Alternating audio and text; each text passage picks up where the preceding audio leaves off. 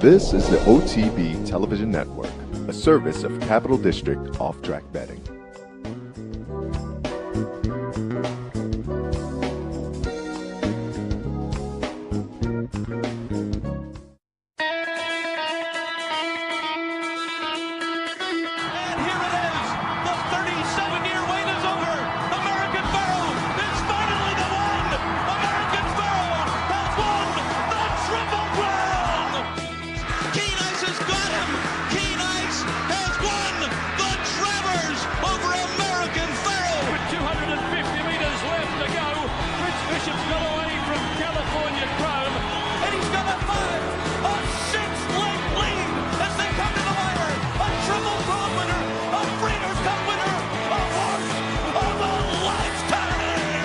Broadcasting live from the Capital OTB studios, this is Racing Across America with Seth Merrow.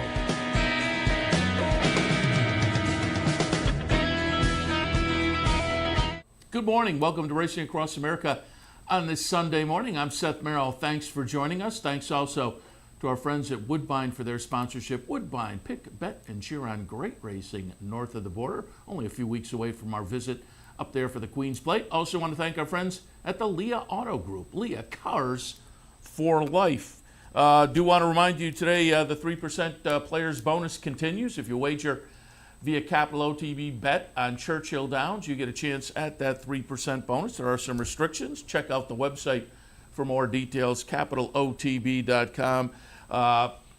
Yesterday, two versions of OTB Live. Hopefully you jumped in, and the afternoon I was treading water. I'm hoping today to turn things around. But Mike and Sully were in last night, gave you some good thoughts on some of the stakes action at Penn National and the evening card at Churchill Downs. They also took a look at some of the harness action.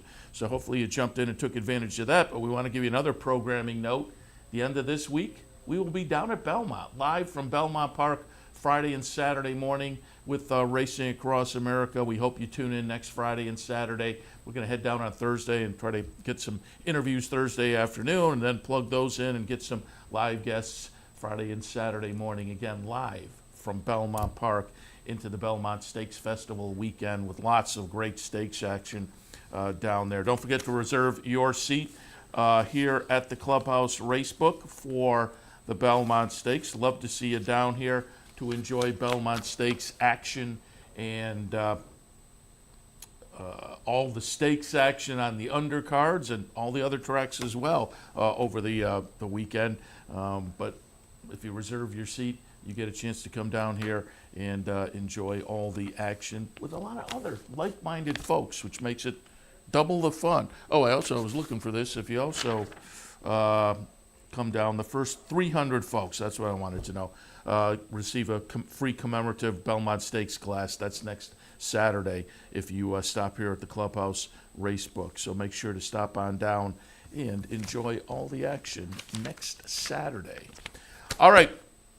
Again, there was some nice stakes action yesterday. A little bit later in the show, we will be joined by Frank Vespe. He was at Penn National last night for the Penn Mile card, so we'll hit on some of those stakes with him, but I wanted to hit on some of the other stakes action that took place yesterday, not only here, but we wanted to go back and talk a little Epsom Derby as well. Over at Epsom in England, we had Chris Cook from The Guardian on with us yesterday on Racing Across America. He's their horse racing writer and handicapper. The Guardian, a newspaper over in the UK, got some of his thoughts. One of the horses we talked about was Sir Dragonet, or Sir Dragonet, as the announcer yesterday called him. One of seven in the field of 13 for Aidan O'Brien. We'll watch the stretch run here, and Sir Dragonet is going to be the horse that is in the dark there, kind of on the outside. You can see him, and makes the lead. And off of the big effort last time, you see here, he starts to make the lead, and you think, oh, he's going to do it. But watch, come sneaking up the inside will be Anthony Van Dyke, another Aidan O'Brien runner. Again, with a nice late run coming up the inside here. And not only does Anthony Van Dyke win, but in a ding-dong finish, Sir Dragonet goes from, hey, you think he's going to win, to fifth in here. It winds up to be Anthony Van Dyke there on the rail. Mad Moon in the second spot. Third spot will be Japan, then Broom, then Sir Dragon A, and that means Aidan O'Brien wins the race and also runs third, fourth, and fifth. But a nice performance by Anthony Van Dyke. You know, what's interesting, and we had talked with Chris Cook also about Telecaster coming out of the Dante win a couple of weeks ago. That one wound up disappointing 13 in the field to 13.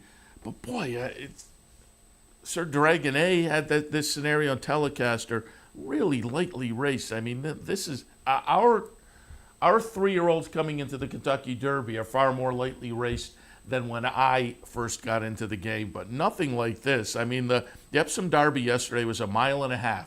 Sir Dragon A had come in with 2 starts this year, and that started as a 2-year-old. His career debut was at 1 mile and 9/16, and then he won a stakes race, the Chester Vase, in his previous start at 1.5 miles. So 3 starts, 2 starts coming into the Derby. The Derby was his 3rd start, 1 mile and 9/16, 1.5 miles, 1.5 miles. Telecaster, again, only 3 starts prior to the Derby yesterday, 1.25 miles, 1.25 miles, 1.25 miles into yesterday's 1.5 miles. Anthony Van Dyke, I'm just looking, he may have been, well, not, I was going to say the most experienced in the field, not quite. Anthony Van, well, maybe he was, now that I'm looking again. In fact, he was. He had 8 career starts. And I'm just looking the closest to him. There's another horse, Broom, who wound up, again, finishing 4th in here, had 7 starts. But Anthony Van Dyke with the 8 starts was, in fact, the most experienced horse in the field. But there are a number of them in here. Mad Moon, who ran second, only had 4 lifetime starts going into the race yesterday. Circus Maximus, another Aidan O'Brien runner, ran 6th, had 5 starts. Then there are a number. Hiroshima had 3 career starts. So it's just kind of mind-boggling how different it is over there with their juveniles and then freshmen and sophomore runners. Japan, the horse that wound up running 3rd, was a horse that had some starts last year as a 2-year-old for Aidan O'Brien.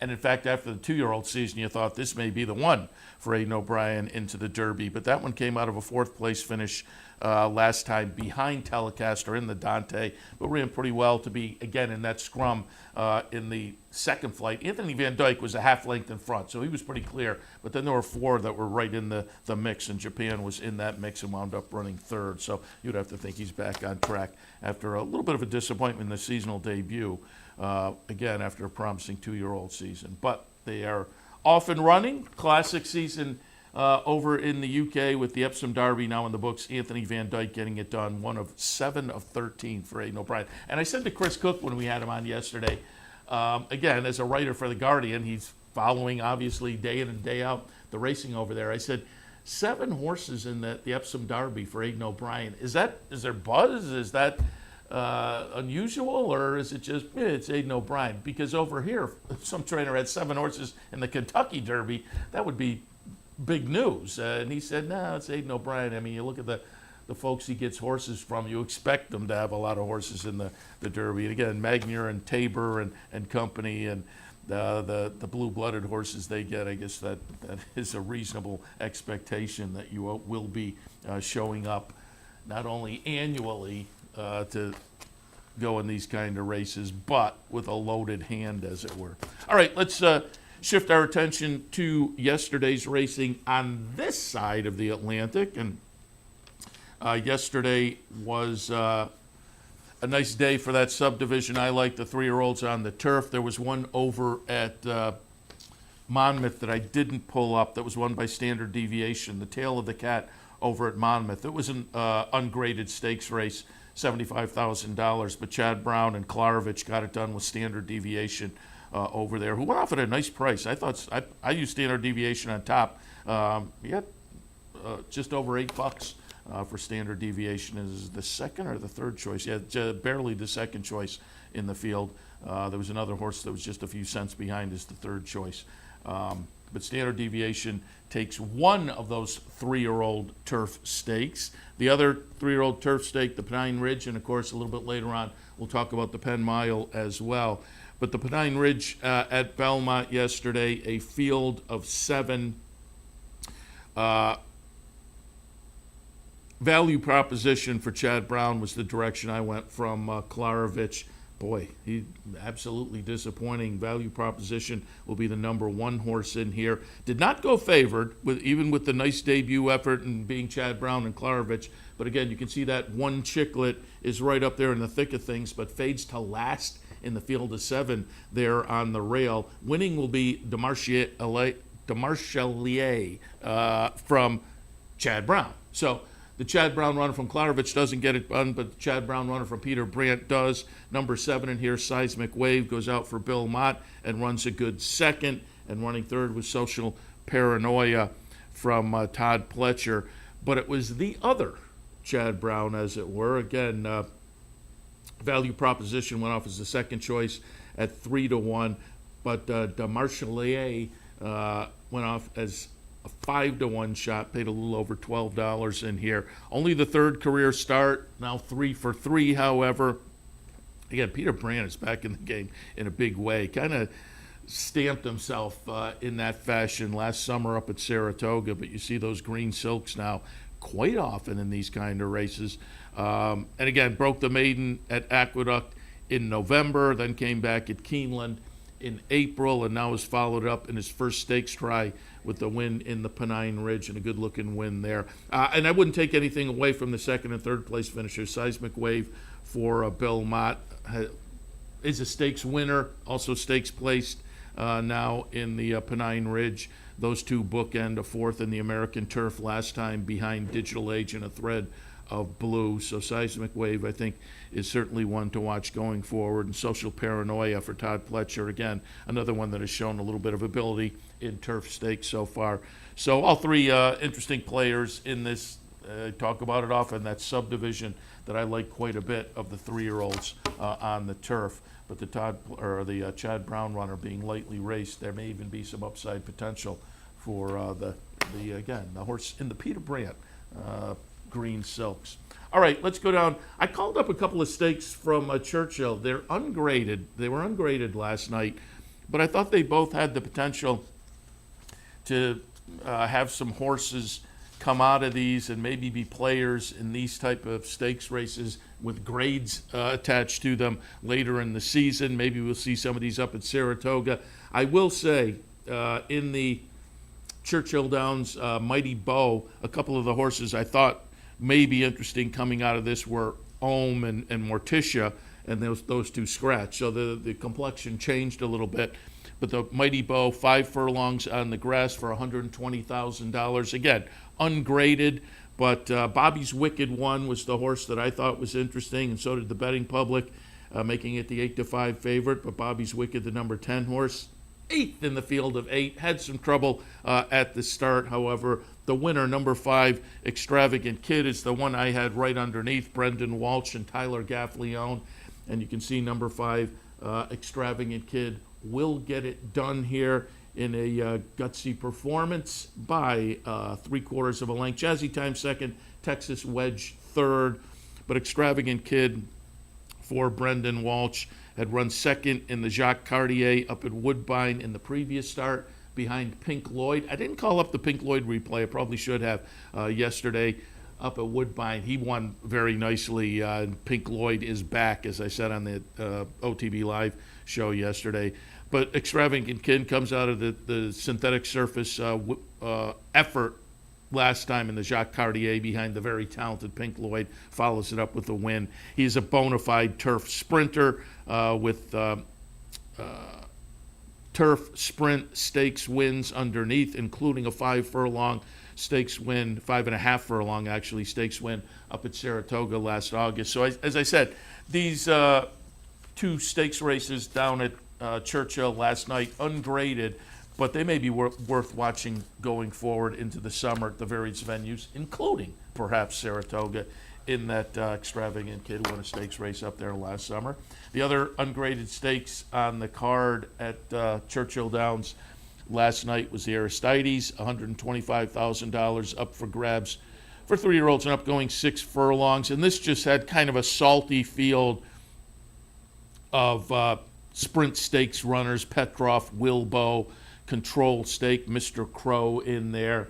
And it will be the number 6, Wilbo, getting it done. I had that one underneath. I had Share the Upside on top for Steve Asmussen, coming in from Oaklawn off some good efforts a little bit earlier in the season. Share the Upside as the 3 to 5 favorite, runs 5th in here, the number 3 horse. That was a little bit disappointing. Put Wilbo right underneath. Wilbo, coming in from Oaklawn last time, had won an optional claimer at Churchill, was coming off that nice Churchill race, and followed it up last night with the win in the Aristides by, as you saw, neck. There was 3 right there. Petrov runs second by a head, and Zip On by third. But again, Petrov for Ron Maquette and Wilbo for Chris Hartman. A couple of salty kind of stakes runners. Petrov won a nice optional claimer up at Saratoga last summer. So again, a couple of races where players in both of those stakes races at Churchill last night could be horses that will show up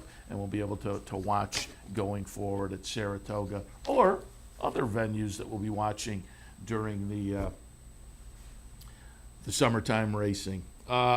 Also wanted to pull up the Santa Maria from Santa Anita last night, because Paradise Woods was running in that one, 1 to 5 on the morning line for John Sheriffs with Mike Smith on board. Paradise Woods is going to be the number 2 horse in here. Short field of 5, and LaForce was cross-entered in the stakes race at Arlington, but Patty Gallagher, the trainer, obviously said, let's stay home rather than shipping to Chicago, and why not? It will be LaForce, the number 5 horse. You can see Paradise Woods makes the late run and makes it a little bit interesting, but I don't know whether there's any point here where you think she's going to go on by. Paradise Woods was 1 to 5. LaForce was 5 to 1. So again, cross-entered in a stake at Arlington, but they said, nope, we'll stay right in our backyard and pick up the winner's share, the $200,000 Grade 2 purse in the Santa Maria last night. Paradise Woods, one of those horses that early in the career you thought, boy, this horse is going to be extra special, and is clearly a very good horse, a very talented, graded stakes quality of a horse. Won the Grade 2 Santa Margarita in her previous start. 10 starts at Santa Anita, 4 wins, couple of seconds, couple of thirds. In the entire career, 14 starts with 4 wins, a couple of seconds, and 3 thirds, and just under $1 million. And maybe even with yesterday's share of her purse, probably didn't quite reach $1 million. But she, I'm not knocking that she is very good, very talented, and flirting with $1 million. But again, with only the 4 wins in the holster after 14 career starts, I don't think she's quite lived up to some of the promise that she flashed earlier in her career. But again, she's a very talented runner. However, could not get it done yesterday with LaForce getting a little bit of an upset there as the second choice. But with Paradise Woods obviously attracting a 1 to 5 kind of attention, LaForce as the second choice, you got just under $13 there out at Santa Anita. And finally, again, a little bit later on, we will talk with Frank Vespe and get some of his thoughts on the stakes action at Penn National last night, as he was there covering it for his website, theracingbiz.com. But I thought there was one stakes race a little earlier on the card that maybe we'd show now. It was a state bred stakes, $100,000 up for grabs, but I wanted to show it because Wood Memorial Day, I think it was Wood Memorial Day, maybe it was down in Florida. But I was talking with Michael Dubb in the Winner's Circle at one of those venues, and he mentioned Call Paul. He mentioned Call Paul, and as I'm looking at the chart, probably was after the Bayshore. Call Paul ran 3rd in the Bayshore, and Michael Dubb was kind of joking. We were talking World of Trouble, but then he brought up Call Paul, and he joked, we ran 3rd in the Bayshore, and so Jason Service said, hey, let's look for another Penn-bred race where we can maybe pick up a winner's share. Well, subsequently to the Bayshore, ran 2nd in the Gold Fever on May 12th down at Belmont, and then they did shop around for that state bred. Again, the Danzig yesterday at Penn National was a state bred race, 6 furlongs to the trip. But it was a $100,000 purse. Call Paul in here, having been so talented against Open Company. And don't forget, this one won the Swale earlier this year and won the Saratoga Special last summer. That is Call Paul, the number 10 horse, kind of running away from this group of Penbreds at 2-5. So they pick up the winner's share of the $100,000 purse. And again, one of those essentially paid workout kind of situations. There were a couple of decent prices underneath. The second horse, This Cat Can Jump, was 11-1, and running third, the 1-8 Kaju, was 47-1. I thought, you know what, they might knock up and make the triple a little bit interesting. And I guess maybe you can consider it was the $2.80 horse. The triple was $73 for $1, so for 50 cents you got back 36. I thought there might be a little more value, but I guess that the $2.80 horse on top sucks some of the value. And I suppose for $1.73 is not bad when you have a $2.80 horse on top. I was just, for some reason, I was looking for a little more with the $47 horse underneath. And a couple of other logicals out. There was a 9-1 shot that was out. There was a 10-1 shot, a 9-2 shot. So there were some horses that were taking some money that were out. And again, as I say, I suppose for $1, if you have a $2.80 horse on top, for $1.73 isn't bad. All right, we're going to take a break. When we come back, segment number 2, as always, we'll take a little handicapping look at some of the action for this afternoon. I have some ideas at both Belmont and Churchill Downs, so we'll do that. And then a little bit later, Frank Vespe, again, taking a look at some more of the Penn National action from last night. Stay tuned. We'll be back right after this with more Racing Across America.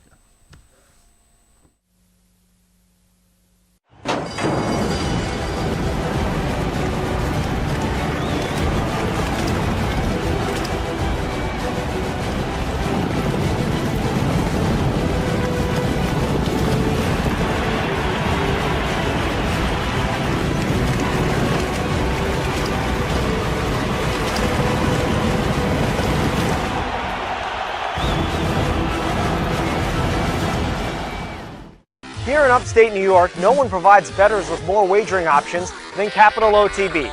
Our network of ranch and easy bet locations stretches from the mid-Hudson Valley all the way to the Canadian border and west to central New York. So whether you need to place a bet, fund your Capital Bets account, or watch the next big race, all the action is just around the corner. A full list of our branch and easy bet locations can be found online at capitalotb.com.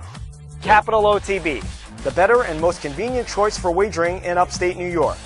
In a recent study of some of the top online wagering sites, Capital OTB won big in total player rewards, far surpassing some of the best-known wagering sites in America. While other rewards programs simply offer you points redeemable for gift cards, Capital OTB's rebates are paid to you in actual cash. Plus, Capital OTB gives you full and immediate access to your money. So if all you're getting now are points and gift cards, join Capital OTB Player Rewards today and get cash back. Visit CapitalOTBBet.com and sign up today.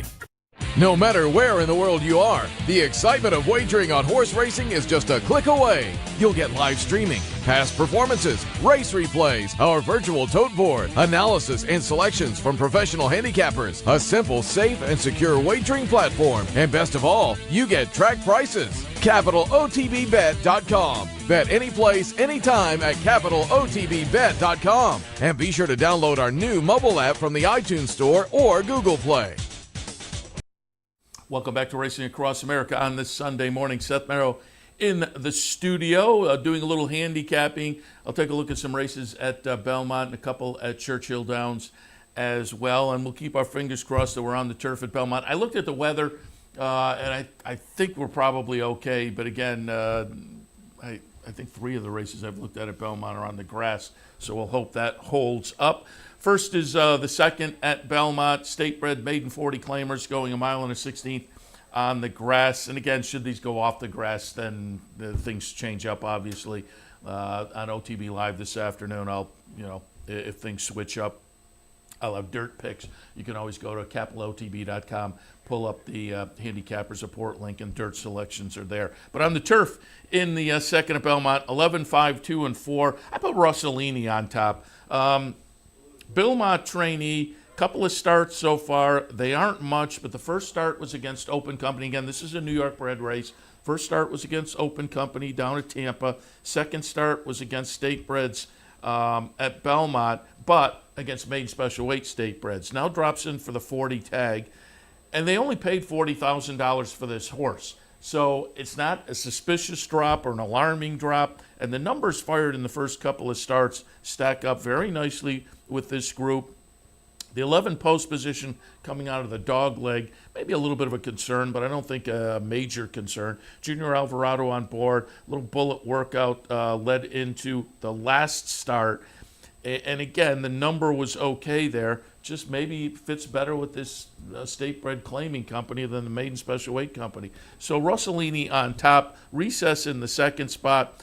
This horse goes out for Pletcher and Rapoli, as opposed to the top pick, where they only paid $40,000 and now they're dropping in for a 40 tag. This one attracted $120,000 at a two-year-old sale last year down in Ocala. Clearly didn't live up to that, has been racing like the top picks, debuted in Open Company at Gulfstream, then came up and tried state-bred maiden specials at Aqueduct. And last time was against main specials, but I'm going to draw a line through that. That was an off-the-turf event, and I think just kind of proved that that is not the surface. So gets back to the turf, drops in for the tag. But again, as opposed to the top pick, this drop is a little more dicey because they did pay $120, and now they're dropping in for $40. But the two numbers thrown so far, again, stack up very nicely with this group and even have an edge on the top pick. So we'll see how it plays out. I thought the top pick class-wise was just a little more, it wasn't the red flag kind of a drop, but on the numbers, maybe Recess is the one to beat. She's not bluffing in the third spot. Again, number-wise, we've seen some buyers that are comparable to the top two. They were on the dirt, however. Last time dropped in for the 40 tag and moved to the turf. Ran okay. It was maybe a little bit disappointing as compared to the first couple of starts, but they stretch out off of those sprints, and I just thought that might be interesting at a little bit of a price with Luis Saez on board. So race number 2 at Belmont, 11, 5, 2, and 4.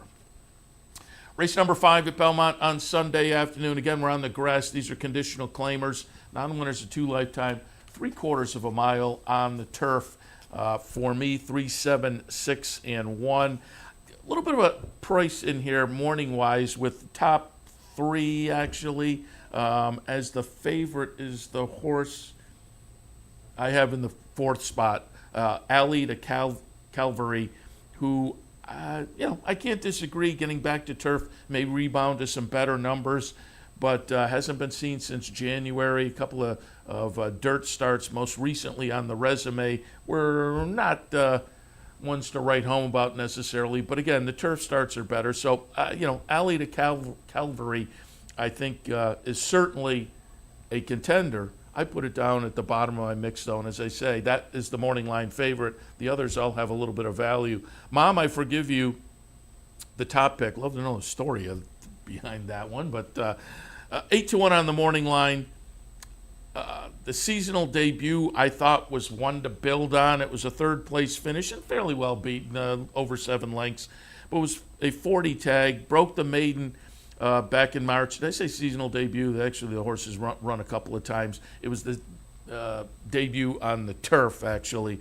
The horse did run a little earlier this season at Aqueduct, February and March on the dirt. Broke the maiden 2 back for 30, and then again, tried the turf for the first time last time at Belmont. Ran that okay, all right, 3rd to build on. But more importantly, the numbers, the buyers are moving in the right direction. So I just think the horses may be primed. And I also like that Dylan Davis was on board. If you've been watching this week, Dylan Davis has been riding really well. So to me, at this point, I think Dylan Davis becomes a plus when you see him on board. He's been on board the last couple to win in the 3rd-place finish. So we'll put Mom, I Forgive You on top again at an 8-1 morning line price. Dancing with Daffodils in the second spot. Jose Ortiz on board off a horse that seems to be in good form over the last few starts, at least number-wise in a way that I think stacks up very competitively with this bunch. Takes the blinkers off, kind of an interesting little equipment change. They get confident on a move up price-wise, the claiming ladder from last time, although they were in a little stake 2 starts back and ran an okay 4th, I suppose. But what's more interesting is this horse gets back to the turf, has a couple of turf tries underneath that were not much, but again, number-wise fit with this field. I just thought this horse, Jose Ortiz, jumping on board today, had enough there, looking at the complexion of this particular field today, to be in the mix, again, at a little bit of a price. And Althwach in the 3rd spot. These are the kind I never know what to do with. Linda Rice, trainee, tries the turf for the first time. Not only does she train, she part-owns the horse. Claimed the horse in the first career start, which was a win for Kieran McLaughlin and Shadwell. They had dropped the horse in for 40 in its career debut, and Linda Rice jumped in and picked this one out. Subsequently, the buyers have gone in the wrong direction, though, and that's what I say. These are tough for me to know exactly what to do with when the buyers are going in the direction I don't like. The career debut, the second start, those numbers fit with this bunch. Can we get back to those? Is this going to be a clever move onto the turf? The race last time with a lifetime worst buyer number was a sloppy off-the-turf seasonal debut from a late December start. So may benefit from that one. And given that they wanted to get to the turf last time, Althwach, again, at a decent little 4-1 value, may be interesting in this 5th at Belmont. 5th at Belmont, 3, 7, 6, and 1. 8th at Belmont, again, on the turf, so we'll keep our fingers crossed. But the 8th at Belmont, again, conditional claimers, going 8.5 furlongs on the grass. In the 8th at Belmont, I have it 6, 5, 9, and 3. Number 6 is Much Trouble. Yeah, it just looks kind of logical. I think we are the morning line favorite at 2-1. We are. It's a Danny Gargan runner for Midwest Thoroughbreds who's been racing against better and racing fairly well against better. They had the blinkers today. They get that little class dip. That one looks kind of logical. But underneath, we'll see if the 12-1 holds up, but I put purchasing power. Claimed last time and now moves up, but throughout the career, and claimed from Chad Brown and Klarovich. So this is a horse that obviously had some promise earlier in the career, being from those connections, lived up to it, winning in only the second career start. And, throughout the career has been kind of competitive. Claimed last time off a 3rd place finish against Lesser. But as I say, I just think this horse is intriguing, having been claimed from Klarovich. They tried the turf today off the claim, move up a little bit. But at 12-1, I thought the horse was a little bit interesting, maybe at some value underneath. And Threat Loves Midnight in the 3rd spot, 15-1 here for a Todd Pletcher runner that I think, again, trying the turf for the first time just seems maybe a little bit interesting in a field where I think you can take some shots like that. I think it's a competitive field with equal amounts of things you can count on and things that are question marks for many in the field here. So we'll see. I have the logical horse on top, but a couple of prices underneath. And this 8th at Belmont, 6, 5, 9, and 3. And finally at Belmont, the 10th and final, State Bred Maiden Specials going 1 1/8 on the grass. I have a 3, 2, 7, and 6. And I just thought Daddy Knows was interesting for Linda Rice. 5-2, again, kind of master of the obvious, but it'll be interesting to see what this horse does. Almost lived up to some win early breeding. Scat Daddy on top. And the dam produced a sibling called Mr. Buff, who you may remember, ran 5th in the career debut and then won in the second start. There was another sibling called Organic Gemini that was kind of interesting. Ran 11th, then ran 11th in the second career start, then ran 4th, and then had 5 straight second-place finishes followed by a win. So it took the horse a little while to figure it out. But those 5 second-place finishes, after the horse kind of got the hang of it, I think was showing some flashes of talent. This one with the second-place finish in the debut with a kind of a come-from-behind style indicates that maybe we're ready to live up to that win early breeding a little bit earlier. So Daddy Knows on top, Linda Rice, Jose Ortiz. Jeremiah Engelhardt has Wacky Pal, who I think is interesting as a New York bred, debuted against Open Company in December down at Gulf Street. Might appreciate this group a little more. And our friends at West Point have Pier 40. Has had plenty of opportunities and hasn't gotten it done yet. I think it's going to fit nicely with this particular field. Has some turf tries underneath that, again, number-wise, I think do stack up all right with these. The 10th at Belmont, 3, 2, 7, and 6. We'll take a look at a couple of Churchill, too, before we head to our break. Churchill and the 5th race down there. Optional claimers, non-winners of 3 lifetime in the 5th at Churchill. Mile and a 16th on the grass. So, again, we'll knock wood here that we are on the grass at the various venues on Sunday afternoon. But at Churchill in the 5th, 5, 7, 4, and 2. Crafty Daddy off a really nice win last time. Broke the maiden 2 back.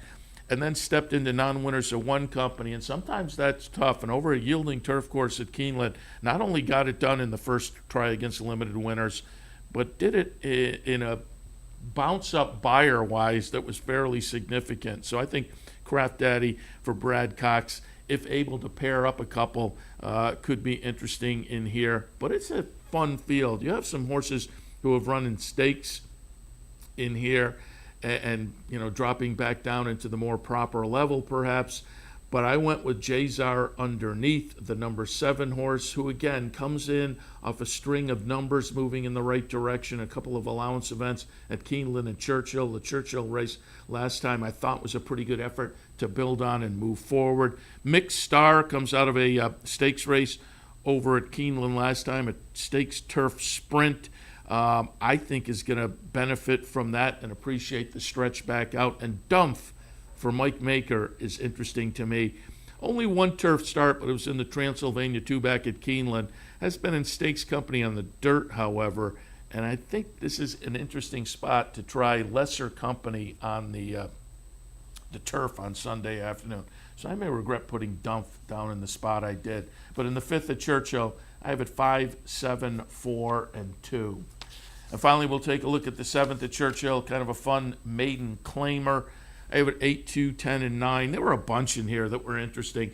But I wound up going with Copper Fiddle, 4-1 on the morning line for Wayne Catalano.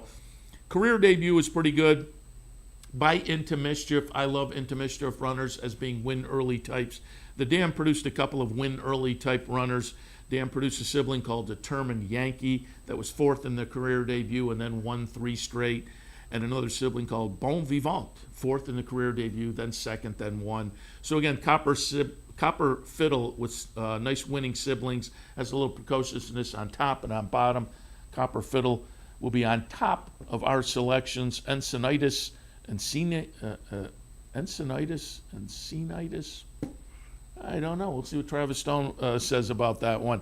I'm going with Encinitas, I guess. The number 2 horse, who number-wise I think stacks up with these, dropped in for this tag last time and ran a good second. Flat-out winner, another one with some experience, and moves maiden special weight to maiden claiming. Tauber's interesting to me. Tauber goes out for Steve Asmussen. Tauber, the number 9 horse in the 7th at Churchill, is a full sibling to O Dionysus, who you may be familiar with. The nice runner down on the Maryland circuit, a stakes winner. O Dionysus himself won his career debut and became a multiple stakes winner. And again, had a nice 3-year-old season as well. Still bouncing around down on the Maryland circuit and has been a nice performer. So as a full sibling to O Dionysus, the Asmussen runner Tauber at 6-1 is interesting to me. In the 7th at Churchill, 8, 2, 10, and 9.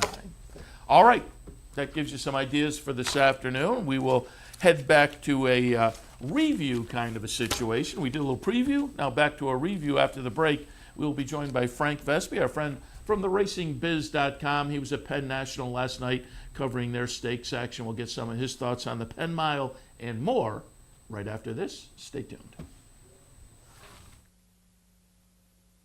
Where's the best place to find your favorite teams, your favorite food, daily drink specials, and wagering on live horse racing? Legends Field Sports Bar, 711 Central Avenue, Albany. Get your game on day or night with 75 flat-screen TVs, tournament-style pool tables, a private banquet room, and live horse racing. So if someone asks you, where's the best sports bar in the Capital Region? Tell them Legends Field Sports Bar, inside the Clubhouse Racebook, 711 Central Avenue, Albany.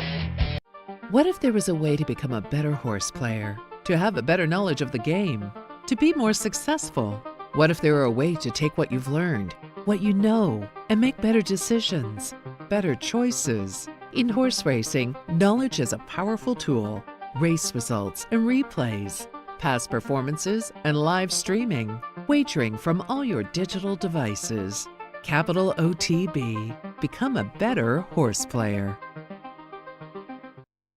Do you like free money? Well, Capital OTB gives its players plenty of opportunities to cash in. At Capital OTB, there are so many ways for horse players to receive bonus dollars by simply participating in promotions such as our bankrolls, bounty bets, online handicapping contests, and much, much more. Plus, with Capital OTB's Player Rewards program, you get actual cash back. So what are you waiting for? Log on today at CapitalOTB.com or CapitalOTBBet.com and claim your free money. Birdstone is an outside front. They're coming down to the finish. Can Smarty Jones hold on? Here comes Birdstone. Birdstone surges past. Birdstone wins the Belmont Stakes. It's in front, but here comes High Chaparral. High Chaparral, the defending champ, to take it to Falbrough. These two arch rivals head to head with Joe Hart bearing down on them. It's going to be a three-horse photo finish to the turn. Here's the wire. Photo finish. Welcome back to Racing Across America on Sunday morning. Sunday morning means we're following Saturday night, and Saturday night meant Penn Mile at Penn National. Where better to follow all the racing in the Mid-Atlantic region than the RacingBiz.com and the guy who puts it all together, Frank Vespe. Frank, good morning. Good morning, Seth. Nice to join you again. Always happy to have you and talk a little Mid-Atlantic racing. And as I say, no better place to follow it than the RacingBiz.com. And Frank, I got to start out. I laughed. I always, when I get guests on, I'll check Twitter feeds and whatnot. And I was looking at the RacingBiz Twitter feed yesterday as I got in touch with you for being on the show. And I'm curious if you realize, I'm guessing you have to realize it, but it was funny as I looked at your Twitter feed on the computer last night, there's that banner photo at the top. And it's cloud computing winning the Preakness. And I'm looking and I'm thinking, man, that's a fun photo. And the crowd's on the rail and they're really excited. And then I'm like, oh, it looks like Kevin Spacey there. That's funny. That guy looks like Kevin Spacey. and then I take a closer look and I'm like, he really does look like Kevin Spacey.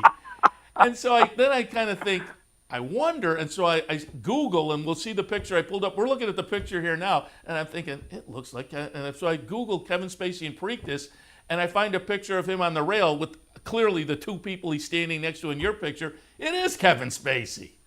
Well, I got to tell you, I had no idea, and it's hilarious that you say that because just a week or two ago, I was talking with somebody who works at the track, and he was sort of, saying how, when these events, the Preakness, the Derby, the Belmont, whatever, when they get celebrities, they pay them to come as a way to, bolster the sort of public name. And he was saying, oh, yeah, and they paid a lot of money to get that actor. Who's that actor? He had these legal problems. I'm going like, I don't know. He says, Kevin Spacey. So I had no idea. That was, I think, Gloria Sayo took that picture. She's one of our photographers and does a great job. And I don't think she had any idea she got Kevin Spacey there either. But thanks for pointing it out. I wondered because it's not like he's prominent. And I was just I was looking thinking, hey, that's a fun picture. And look at the crowd. And they're all like, and then that looks like Kevin. And at first I thought, oh, that's just a weird coincidence. This guy. And the more I looked, I thought, that's. But I will advise people if they want to check out your Twitter feed, great info there. But again, the RacingBiz.com, and I always like to tout some of the stuff you have on the site. And one of the things, and I've linked to it on Equidaily, that came out within the last week or so. Nice article about Jeremy Rose, who has kind of moved into prominence down at Delaware Park. Yeah, Jeremy was a guy that when he sort of burst on the scene in the early 2000s, you thought, man, this guy's really going to go places. he had some issues. He had some anger issues. He was suspended a few months for striking a horse in a race, and then he ran into some issues with opioids, drugs, and he's really gone through some stuff. I mean, the guy has lived a life here, but over the last year or two, he got together with this woman who I guess has been kind of a steadying influence, and they got married, and she has a young child from another man, and that is now Jeremy's stepdaughter, and that he says that's really helped him sort of focus and center. And the guy in his first 9 mounts at Delaware Park this year, he had 7 wins in 2 seconds, and obviously he's cooled off a little since then, which was inevitable. But he's been riding really well, and people are starting to say, like, this looks like the old Jeremy Rose. So it's a nice story, and it's good to see.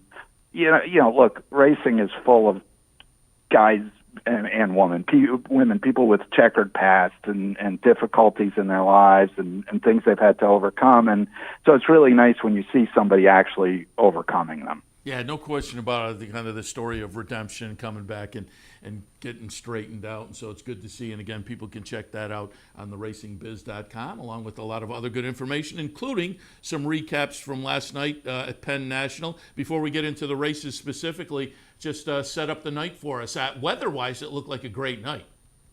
You can't even believe how this worked out weather-wise, because Pennsylvania has been in the middle of like this sort of biblical weather over the last week or two. Hurricanes, tornadoes, locusts, invasions of the Egyptians, all sorts of crazy stuff going on there.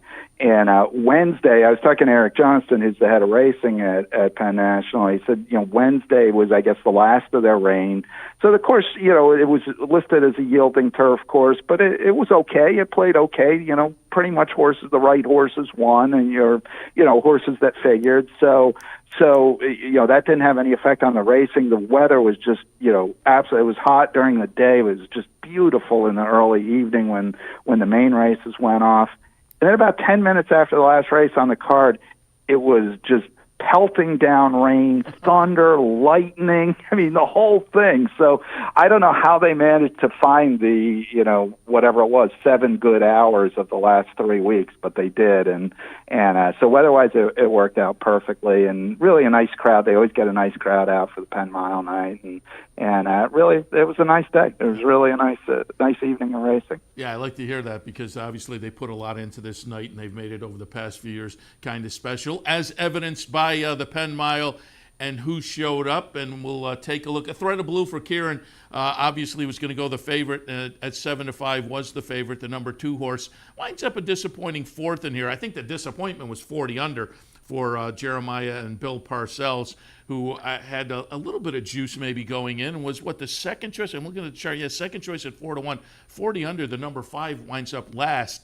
But I had Mark Cassian last week, and I was going through a number of horses with him, and he brought up on his own, I'm sending Moon Colony to the Penn Mile. And I should have learned a few weeks ago when I talked to Bob Baffert down at Gulfstream Park, and I was going over 3-year-olds, and he tossed in Roadster before he won out at Santa Anita. I should realize when the trainer on his own brings up one, you have to pay attention. And sure enough, Moon Colony, at a pretty good 9-1 price, gets it done. Julian Lepereau, Moon Colony, number 1. Casa Creed for my friend Lee Einseidler and Bill Mott winds up second. He's done me right in a couple of starts in his career. And Real News runs 3rd in here. As I say, A Thread of Blue, the favorite, runs 4th. Your thoughts on the Penn Mile?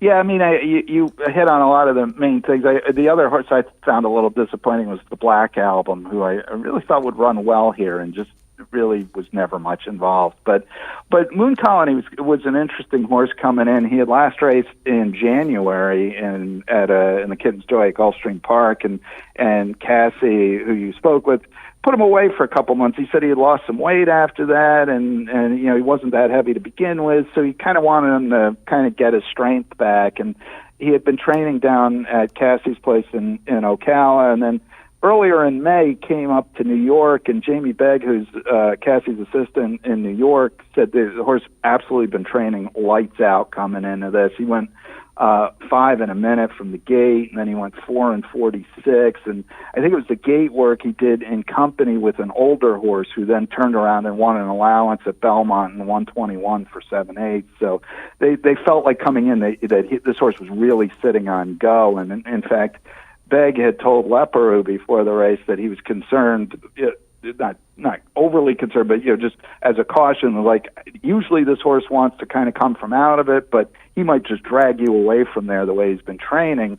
But when the gates opened, it was real news, and the Thread of Blue were flying through the opening quarter. They went 22 and 3 over yielding ground, and that was enough. That was enough to kind of set it up for Moon Colony, who got just a dream trip under Leparoux. Managed to save ground all the way around. The rail opened up. He shot through it. Clearly best in this race, and so a horse that it looks like they can have some fun with. He looks like he's going to be okay. Yeah, in this division, I say every year I love these 3-year-olds on the turf. They had a 3-year-old on the turf race, the Pennine Ridge, over at Belmont. They had one at Monmouth as well. And I just think this year, sometimes you get to this point. And what I like about the division is there's a nice string of stakes races for these 3-year-olds on the turf where they can really knock heads, and it's a lot of fun. But I think this year, maybe Digital Age in that race down at Churchill, the American Turf, maybe he moved to the front of the class. But I think otherwise, it's a subdivision that's really going to have to play itself out throughout the summer, because I don't think there's any real clear leader. No, I agree with you. It is an interesting division, as you say, because in particular, I think a lot of, people who have a good 3-year-old are trying to get them in the Kentucky Derby and the Triple Crown races. They're not trying to get to the Penn Mile and the Belmont Derby.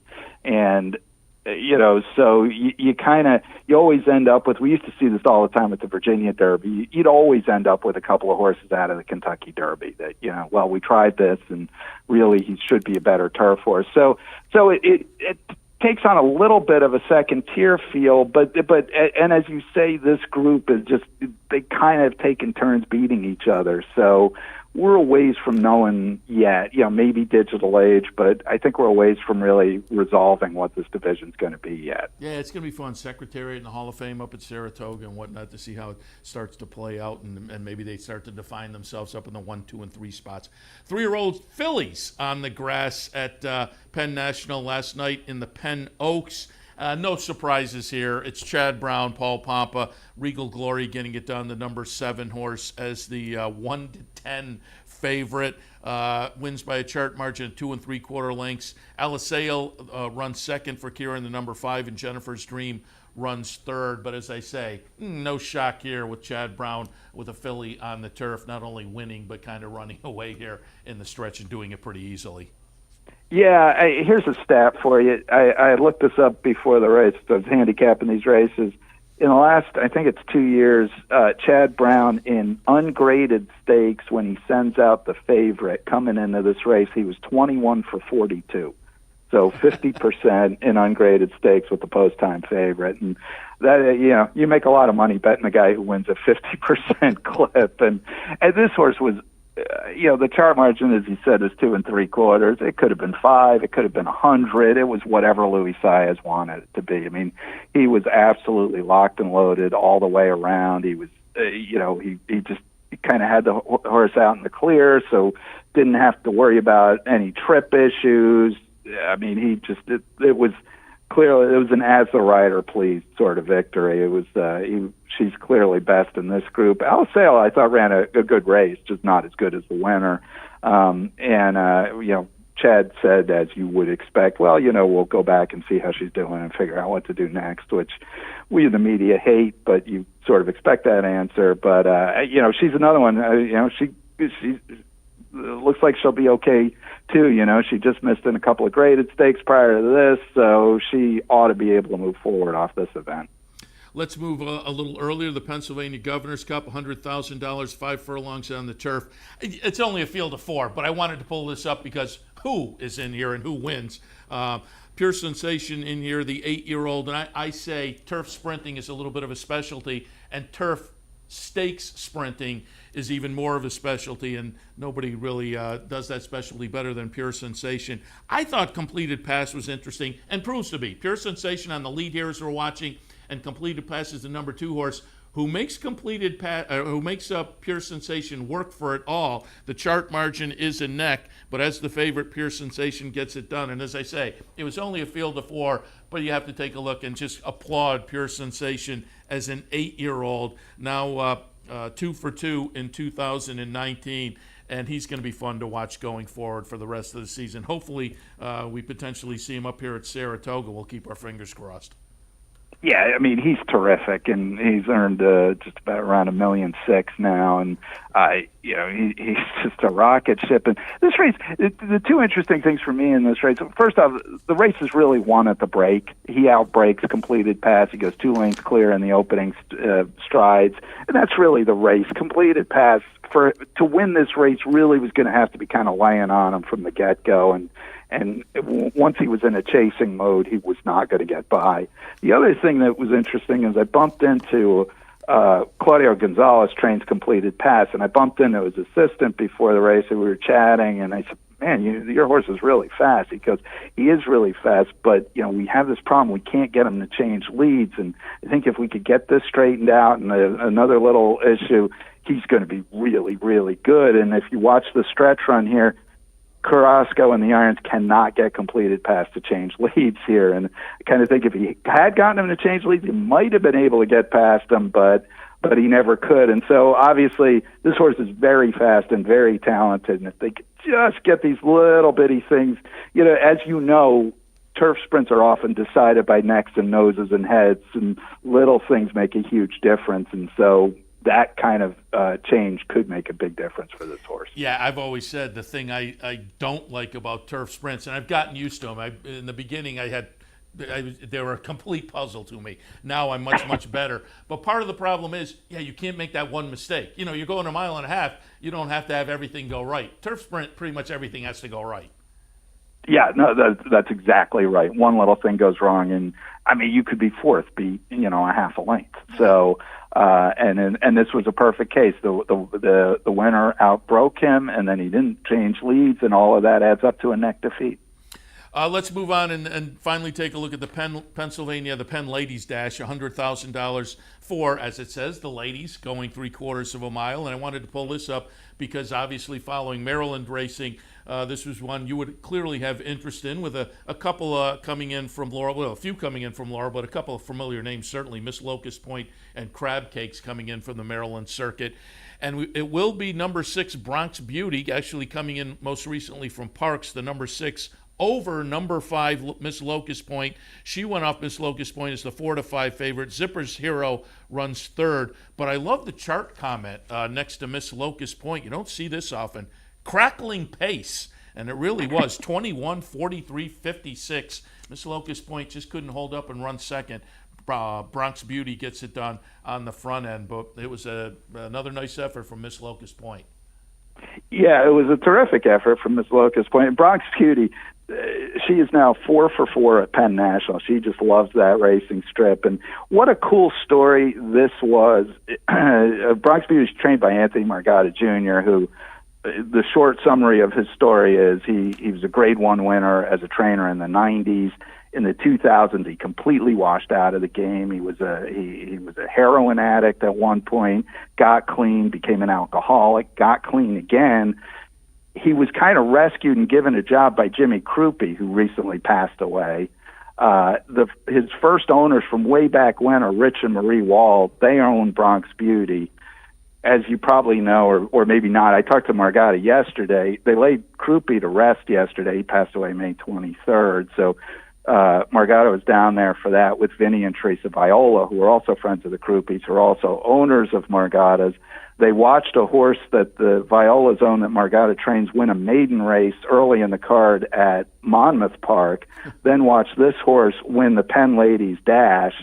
So I talked to Margada late in the day, and, what an emotional roller coaster for him, laying his really probably closest friend to rest in the morning, and then having 2 horses that are connected to his recovery and connected to his current life and connected to Krupe win in the evening. So it's just a really interesting tale for for this for that trainer and these owners, and a terrific effort for Bronx Beauty in winning the race. Yeah, that's nice. And again, you have a follow-up on that as well at theracingbiz.com if folks want some more info on that. As you say, a nice story. Frank, got to wrap things up, but before we go, as I have you on the line, I did want to get some thoughts because news came out, a week and a half or so ago. We talked with Jason Beam a little bit as they announced him as the announcer at Colonial Downs, and I'm just wondering, in Maryland with the Colonial Downs season getting closer and closer, is there any buzz down there on the reopening of Colonial Downs? Well, I think it's it's a pretty exciting thing. I mean, Virginia, we cover Virginia as well at theracingbiz.com, and so people are excited about it, and I think horsemen are going to be thrilled because they're projecting that they're going to offer $500,000 a day in purses. They've already put out their condition book, and for a first level allowance, for example, the purse is going to be about 50% higher than it is in Maryland, significantly higher than it is at Parks, and much higher than the other tracks. So they're offering huge purses. It should be a really interesting, fun meet.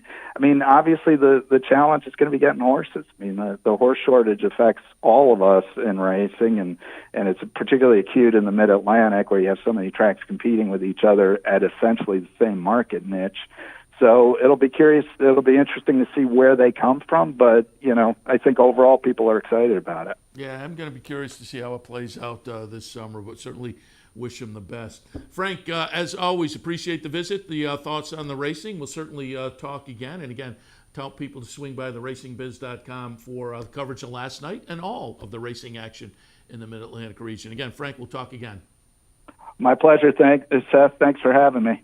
Appreciate it. And as I say, theracingbiz.com, place to stop for following racing in the Mid-Atlantic region. All right, we'll wrap things up for this edition of Racing Across America. One note I had here, and I don't know whether people in this area followed as closely as I did.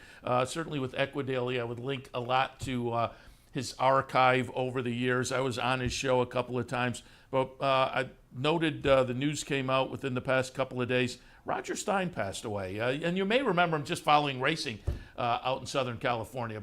He was a radio host out there, and that's kind of what I was referring to, but he was a trainer as well. So you may remember him from his training days. He started on the harness side, and he was a very good harness trainer out in California, but then moved to the thoroughbred side. But for a long time, I don't know if it says in the article how long he had the radio show, but it went off a couple of years ago. He was having some health issues. He was only 65 years old, but he did a radio show out in the Southern California region. And as I say, it was listenable on the internet for years and years. And over the years, I had linked to some of the archives on Equidaily, and he invited me on the show a couple of times. This is going back some years. But he was provocative. It was a fun show. It was on every weekend, and he talked a lot about California racing, but also obviously about racing in general. And so I was sad to read that in the past couple of days. Passed away on May 31st. Again, he had some ongoing health issues that were leading to this. Only 65, unfortunately. So Roger Stein, again, you just may have seen him in the trainer title in the past performances, but I remember him from the radio show, which again, he was a provocative guy, so a lot of times the show would create some buzz out there on the internet, and if you listened or remember him, I again just wanted to alert people that unfortunately Roger Stein passed away just a few days ago. All right, I am going to, as I promised, wrap things up for this edition of Racing Across America. Do want to remind you, however, about the 3% players bonus. If you're playing Churchill Downs with your Capital OTB bet account, you get an extra 3%, but there are some restrictions. Check the website for that information. Programming note, we will be down at Belmont Live Friday and Saturday morning, so tune in for that at the end of this week. Belmont Festival, lots of great stakes action. We hope to have plenty of interviews leading into Friday and Saturday's great stakes action down at Belmont Park. Again, we'll be there live Friday and Saturday morning, so mark that on your calendar, especially Friday since it isn't usual. And we're going to be early both days too. So we'll, as the week goes along, we will alert you to start times and whatnot, but just mark it on your calendar. We'll be on Friday as well as Saturday live from Belmont Park. Speaking of Belmont, love to see you down here at the Clubhouse Racebook. You can reserve a seat if you'd like to do that. Don't forget, though, if you come down, the first 300 folks through the door next Saturday morning here at the Clubhouse Racebook receive a free commemorative Belmont Stakes glass. Love to see you here at the Clubhouse Racebook, 711 Central Avenue in Albany. Don't forget, nighttime thoroughbred racing is available tonight. We had it last night, obviously, with the Penn National card and Churchill Downs, but we'll have it again tonight. If you're playing the nighttime thoroughbreds with Capital OTB Bet, it's available tonight, as well as watching all that racing here on the network, Capital OTB TV. Want to thank our friends at Woodbine for their sponsorship. Woodbine, pick, bet, and cheer on great racing north of the border. And the Leah Auto Group. Leah, cars for life. All right, I'll be back in a couple hours with OTB Live for a Sunday afternoon. Hopefully, again, I was treading water yesterday, and some days you're missing because just long shots are winning. There were some horses that the betting public was on that I just was not enamored with yesterday. They were right, I was wrong. There were a couple of tracks where I was a little better. We had 4 tracks yesterday, but Belmont I struggled a little bit, and Monmouth, I think. But we'll see if we can turn it around today. As I said when I did the handicapping segment, there are some races today that I find a little bit intriguing. So we'll see how that works out again in about a couple hours. As far as this edition of Racing Across America, we'll wrap it up. We'll see you in a couple.